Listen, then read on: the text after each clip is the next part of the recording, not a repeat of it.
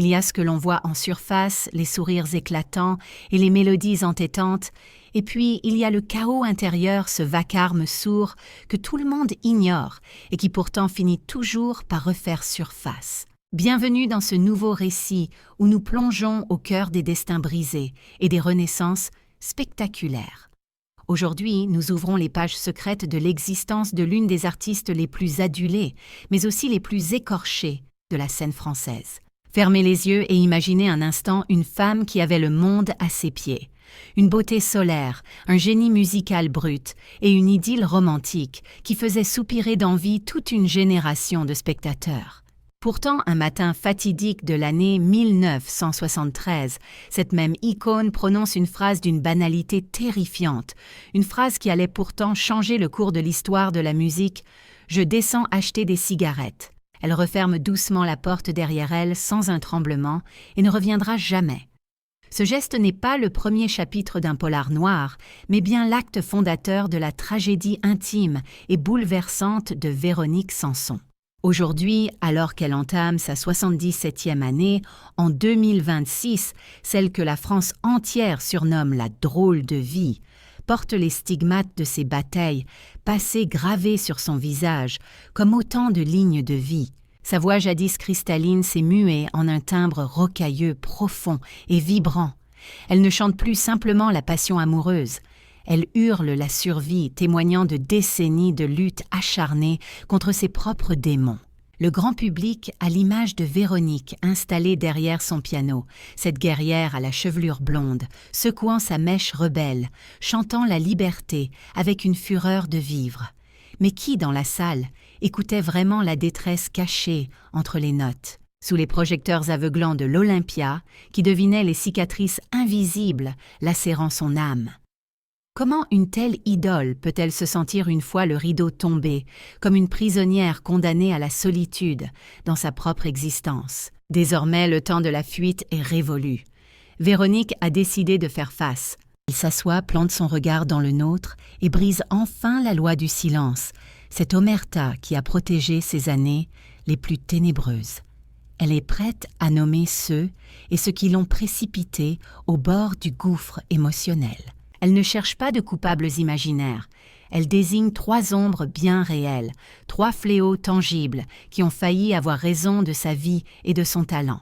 D'abord, il y a eu cet amour dévorant passionnel, devenu une prison dorée perdue au milieu des immenses neiges du Colorado. Ensuite, la pression inhumaine d'une industrie musicale vampirique qui en exigeait toujours plus sans relâche. Et enfin, ce faux ami liquide ce poison insidieux qu'elle a longtemps pris pour un remède à ses angoisses et qui a manqué de peu de l'emporter définitivement. Dans ce récit, oubliez le papier glacé des magazines People. Nous allons vous narrer l'odyssée d'une résilience absolue, l'histoire d'une femme qui a dû traverser l'Atlantique, survivre à la violence psychologique et vaincre la maladie pour enfin aujourd'hui oser proclamer sa vérité. Mais pour saisir toute la portée de cette colère froide et de cette inextinguible soif de liberté, il est impératif de rembobiner le film, de revenir à la genèse à cet instant précis où le ciel semblait sans nuages, juste avant l'effondrement. Car avant que le rêve américain ne vire au cauchemar absolu, il existait une autre vie, une autre lumière et une ascension si fulgurante qu'elle menaçait déjà de tout consumer sur son passage. Nous sommes au tout début des années 70, une période charnière électrique. C'est une ère de basculement où la France, lassée des conventions, avait une soif inétanchable de nouveautés et de frissons. Le pays tournait définitivement la page des années yéyé et de leur insouciance légère. Le public cherchait une voix plus dense, plus authentique. Et soudain, elle a surgi, une jeune femme blonde, fusionnant avec un piano noir, chantant avec une fougue que l'on ne croyait alors réservée qu'aux rockers anglo-saxons. Véronique Sanson n'était pas qu'une simple interprète de plus. Elle incarnait une révolution culturelle. Jusqu'ici, les femmes de la chanson française étaient souvent cantonnées au rôle de jolies muses immobiles. Mais Véronique, elle faisait corps avec son instrument. Elle martelait les touches avec une passion physique presque animale qui laissait les spectateurs sidérés et sans voix. Son premier album majeur sorti en 1972 a eu l'effet d'une déflagration dans le paysage musical. Avec le titre « Amoureuse », elle ne se contentait pas de chantonner la romance à l'eau de rose. Elle décrivait sans fard la complexité du désir, la soumission amoureuse et la fièvre des corps. Sa voix avec ce vibrato unique qui semblait remonter directement des entrailles, a secoué les ondes radiophoniques. Des titres comme « Besoin de personne » ou « Chanson sur ma drôle de vie » sont instantanément devenus des hymnes pour toute une génération en quête d'émancipation. Elle était le visage de la modernité, l'incarnation d'une liberté nouvelle, celle d'une femme qui compose, qui écrit ses propres mots et qui vit à 100 à l'heure. Chaque concert devenait une communion, chaque passage télévisé, un événement national. La France entière avait succombé au charme magnétique de cette fille qui paraissait indestructible et pourtant si fragile comme un cristal prêt à se briser. Toutefois, il est impossible de raconter l'ascension de Véronique sans évoquer l'autre moitié de son âme créatrice, Michel Berger. Si Véronique était le feu et la voix, Michel était l'architecte, le visionnaire de génie qui avait su canaliser ce talent brut. Il formait aux yeux de tous le couple royal de la musique française. Beau jeune, prodigieusement talentueux, il vivait une osmose artistique et amoureuse qui semblait blindée contre les aléas de la vie. Ensemble, ils inventaient une pop sophistiquée, mélangeant le rock, le blues et la chanson à texte. Le public les percevait comme les fiancés éternels de la France, unis par une mélodie infinie que rien ne pourrait interrompre. Ils étaient l'image d'Épinal du bonheur parfait, s'affichant en couverture des magazines souriants à un avenir qui semblait tout tracé. Pour les spectateurs, Véronique était bien plus qu'une star lointaine. Elle était devenue une sorte de petite sœur nationale, une confidente intime dont on fredonnait les peines et les joies. Pourtant, derrière la façade des disques d'or et des salles combles, un vertige effrayant s'installait. La gloire est une lumière crue qui brûle autant qu'elle éclaire. À peine âgée de 20 ans, Véronique vivait dans un tourbillon incessant, coincée entre les studios d'enregistrement hermétiques, les tournées épuisantes et l'injonction permanente à la perfection. Elle était aimée, c'est indéniable. Oui, peut-être trop, ou peut-être d'une manière étouffante qui commençait à l'asphyxier. Elle sentait grandir en elle un vide abyssal que les applaudissements nourris ne parvenaient plus à combler. Une soif d'ailleurs la gagnait, une envie sauvage et irrépressible de briser cette image trop lisse, trop parfaite que l'on avait patiemment construite pour elle. Tout semblait pourtant aller pour le mieux, dans le meilleur des mondes. C'était le printemps de 1973. La France entière vivait au rythme de leur tube. Michel Berger, fou d'amour et d'inspiration, travaillait déjà d'arrache-pied sur leur prochaine chanson. Il était persuadé qu'ils vieilliraient ensemble côte à côte derrière leur piano. L'avenir ressemblait à une longue route tranquille, pavée de succès ininterrompus et de romantisme absolu. Mais personne, absolument personne ne se doutait que le destin allait basculer en une fraction de seconde. Personne ne savait que dans le sac à main de Véronique, il n'y avait pas seulement des partitions raturées, mais un secret dévastateur prêt à tout détruire. Le décor était planté pour le drame, les acteurs étaient en place, et la scène suivante allait laisser la France entière dans un état de choc et de sidération. Ce jour-là, le destin de Véronique Sanson a basculé sur un mensonge anodin, alors qu'elle se trouvait en studio d'enregistrement avec Michel Berger, l'homme de sa vie et son mentor. Elle a prétexté une envie pressante de cigarettes pour s'éclipser discrètement, mais elle n'a jamais mis les pieds au bureau de tabac du coin. Elle a couru le souffle court vers l'aéroport, le cœur battant à tout rompre dans sa poitrine, pour s'envoler vers les États-Unis, vers l'inconnu, vers un autre homme, le rocker américain, Stephen Stills. Elle a laissé derrière elle Michel seul face au silence, sans un mot d'explication, sans une lettre d'adieu, laissant planer un vide assourdissant qui allait le hanter, et la hanter, elle aussi, jusqu'à la fin de leurs jours. Ce fut un départ précipité, une véritable fuite en avant, orchestrée par une passion dévorante qui défiait toute logique, mais Véronique était loin de se douter qu'elle troquait son existence parisienne, dorée, contre une prison au faste trompeur. Les premiers instants sur le sol américain avaient tout un scénario de cinéma hollywoodien, le luxe aveuglant, l'immensité sauvage des paysages et cette vie glamour et effrénée au bras d'une icône absolue du rock. Cependant, le conte de fées s'est brisé à une vitesse vertigineuse pour laisser place à un cauchemar éveillé au cœur de leur gigantesque demeure, perdue dans l'isolement glacial des montagnes du Colorado. Très vite, les murs de cette forteresse se sont refermés sur elle comme un étau. Stephen Stills, l'homme qu'elle avait suivi aveuglément par amour, a tombé le masque pour révéler le visage d'un génie torturé, maladivement possessif et d'une jalousie dangereuse. Ce que la France entière et ses fans ignoraient à cette époque, c'est que leur idole vivait terrée dans une angoisse permanente, à des milliers de kilomètres des lumières rassurantes de la scène parisienne. Véronique n'était plus cette star adulée et libre. Elle s'était métamorphosée en captive, l'objet précieux d'un homme décidé à la couper radicalement du monde extérieur et de ses propres racines. Bien des années plus tard, elle a levé le voile sur des scènes à vous glacer le sang, expliquant que la violence ne résidait pas uniquement dans les cris, mais dans cette menace sourde et omniprésente qui planait au-dessus d'elle. Elle a décrit avec émotion ces nuits interminables, où, terrorisée par les démons éthyliques et les excès de son époux, elle se voyait contrainte de dormir avec un couteau dissimulé sous son oreiller, prête à défendre sa vie. Essayez d'imaginer cette jeune femme qui chantait pourtant la liberté, avec une telle ferveur réduite, à guetter le moindre craquement de parquet dans le couloir tremblant pour sa sécurité et celle de son fils Christopher, sous une surveillance constante. Ses communications téléphoniques étaient sur écoute chaque appel fliqué, et la moindre velléité de rébellion se voyait immédiatement écrasée par une emprise psychologique d'une implacable cruauté. Le Colorado, malgré ses panoramas à couper le souffle, était devenu pour elle une prison de glace, un huis clos étouffant, où ses appels au secours se perdaient dans le vide, là où personne ne pouvait l'entendre hurler.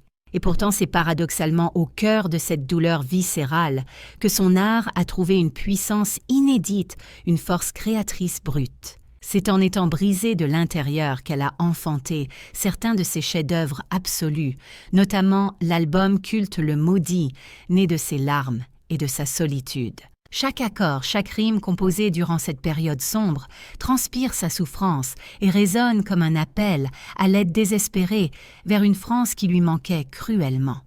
Elle chantait littéralement pour sa survie, pour ne pas sombrer dans la folie ambiante.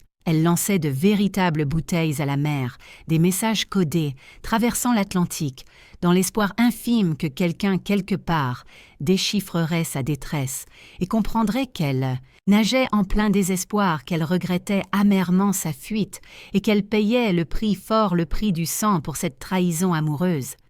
Les années se sont écoulées dans cette tension insupportable. Finalement puisant dans ses dernières ressources, elle a trouvé le courage inouï de s'évader une seconde fois, d'arracher sa liberté et la garde de son fils au terme d'une guerre juridique sans merci. Elle a réussi l'impossible, quitter le Colorado, échapper à l'emprise de Stephen Stills, persuadée d'avoir définitivement vaincu ses démons. Elle pensait avoir reconquis sa liberté, mais c'était une tragique méprise, car en fuyant l'enfer conjugal, Véronique allait se jeter dans les bras d'un ennemi bien plus sournois, bien plus patient et destructeur. Un adversaire qui ne la frapperait pas à coups de poing, mais qui entreprendrait de la noyer méthodiquement, doucement, vers après vers, jusqu'à l'oubli. Et cette nouvelle descente aux enfers allait se jouer publiquement sous les projecteurs, sans que personne ne parvienne à enrayer la chute. Son retour en France aurait dû marquer une résurrection, un triomphe national. Certes, Véronique s'était extirpée du piège du Colorado, sauvant sa peau et celle de son enfant, mais on ne guérit pas de 10 années de violence psychologique et de terreur d'un simple claquement de doigts. Les cicatrices invisibles restaient béantes à vif, et pour tenter de les anesthésier, Véronique a ouvert grand la porte à un autre tortionnaire plus doux en apparence, mais tout aussi létal, l'alcool. Ce qu'elle considérait au départ comme un simple remède contre sa timidité maladive et son anxiété chronique s'est rapidement transformé en chaîne bien plus lourde que celle de son mariage américain. Les décennies 90 et 2000 ont été marquées au fer rouge par cette lutte inégale contre l'addiction.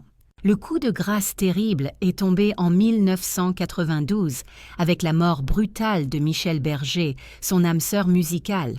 Ce départ a brisé quelque chose en elle d'irréparable. Le public français a alors assisté impuissant et parfois d'une cruauté sans nom à la lente dérive de son idole jour après jour. Les concerts annulés à la dernière minute, les prestations télévisées où son regard semblait flotter dans le vide, sa diction pâteuse et ses mots trébuchants devenaient monnaie courante. La presse à scandale s'en délectait sans vergogne, faisant ses gros titres sur la déchéance de la star, omettant qu'il s'agissait avant tout d'une femme en perdition, se noyant sous les yeux de tous. C'était une époque de solitude absolue au milieu de la foule. Véronique a confié plus tard avoir vécu dans un déni total, persuadée de gérer sa consommation, alors que c'était la bouteille qui dictait sa loi. Elle se réveillait rongée par la honte, jurait ses grands dieux d'arrêter, pour finalement recommencer le soir même, afin d'avoir la force d'affronter la lumière crue des projecteurs. Son corps, pourtant doté d'une résistance hors norme, a fini par dire stop. La maladie l'a rattrapée avec une violence inouïe. Le verdict des médecins a été sans appel, son foie, son sang. L'intégralité de son être était au bord de la rupture définitive. Plus tard, c'est un cancer de la gorge qui a menacé de lui voler sa voix, son unique raison d'exister. La mort n'était plus une notion abstraite ou lointaine.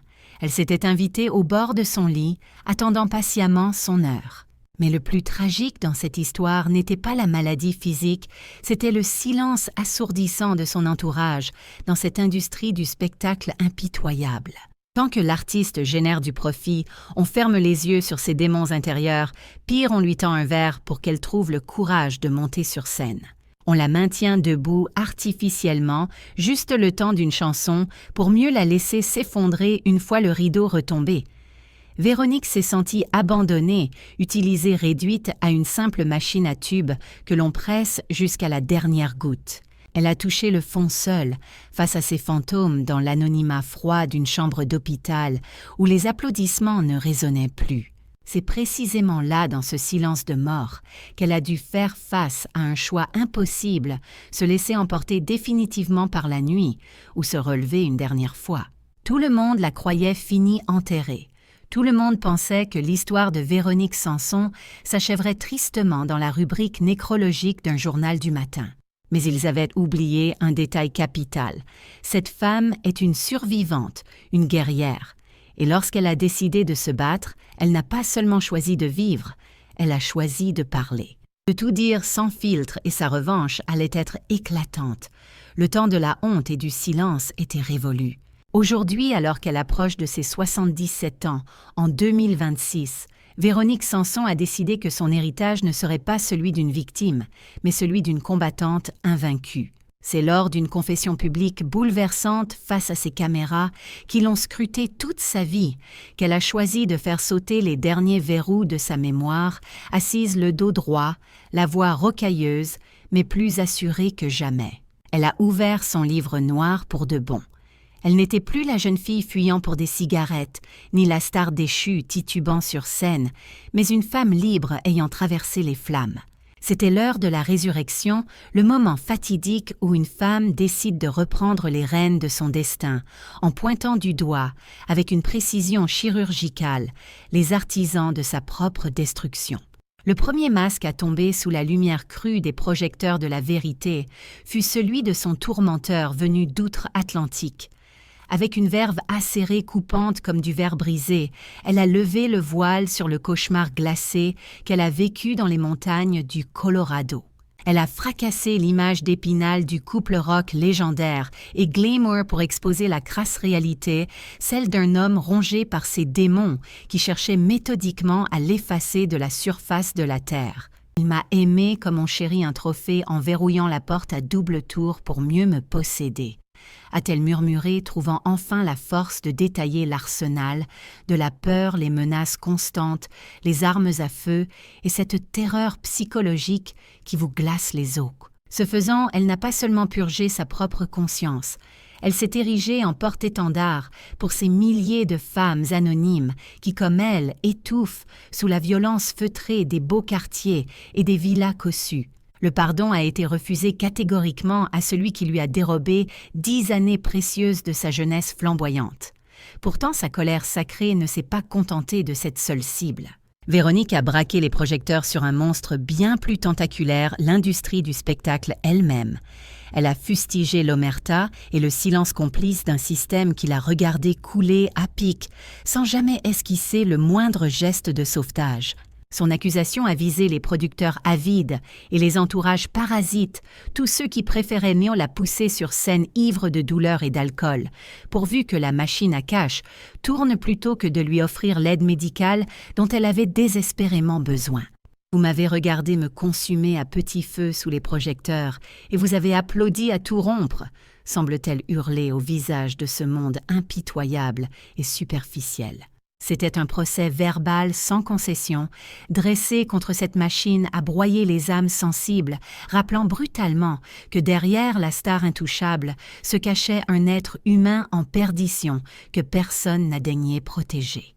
Finalement, avec une lucidité qui force le respect, elle a désigné l'ultime coupable, le plus intime et le plus douloureux elle-même, et ce démon intérieur auquel elle a ouvert la porte. Sans phare, elle a évoqué sa propre lâcheté face au paradis artificiel, ses fuites en avant et ses mensonges répétés assumant pleinement sa part d'ombre dans ce désastre personnel.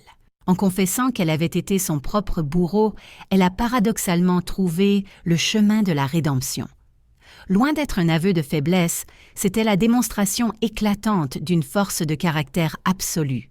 Le public, d'abord sidéré par une telle franchise, a été littéralement submergé par l'émotion.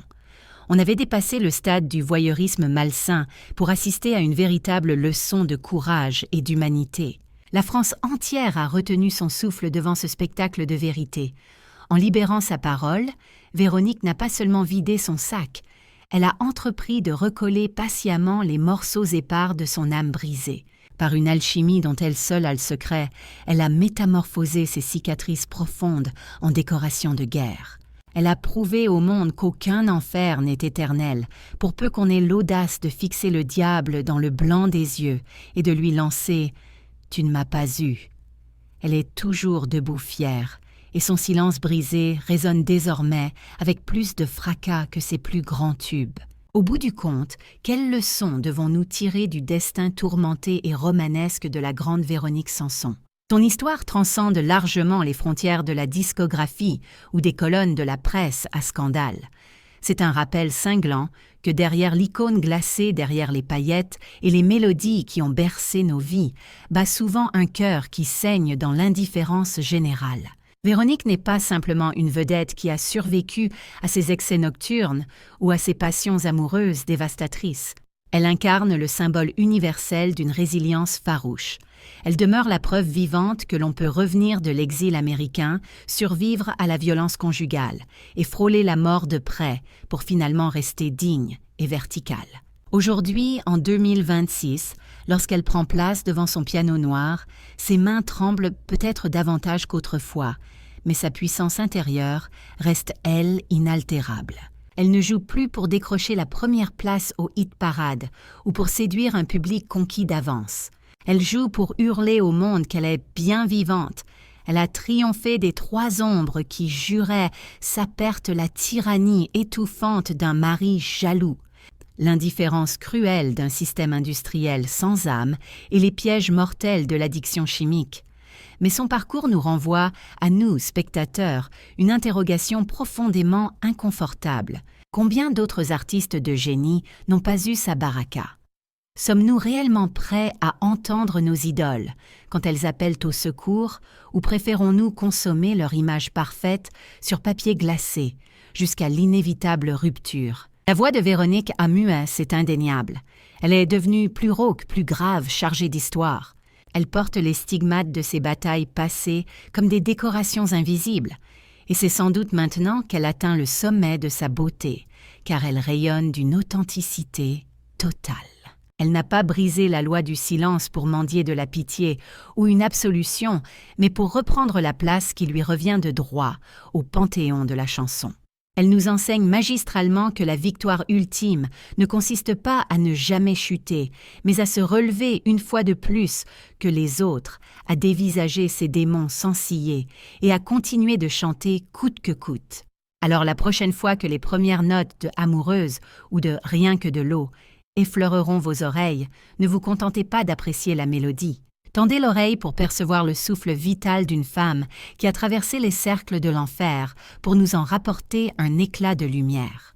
Véronique nous en avait fait la promesse dans sa réponse musicale déchirante à Michel Berger, et elle a tenu parole envers et contre tout, bravant les tempêtes, les fuites et les douleurs. Elle est là, indéboulonnable. Et c'est peut-être cela la véritable et unique définition d'une icône éternelle.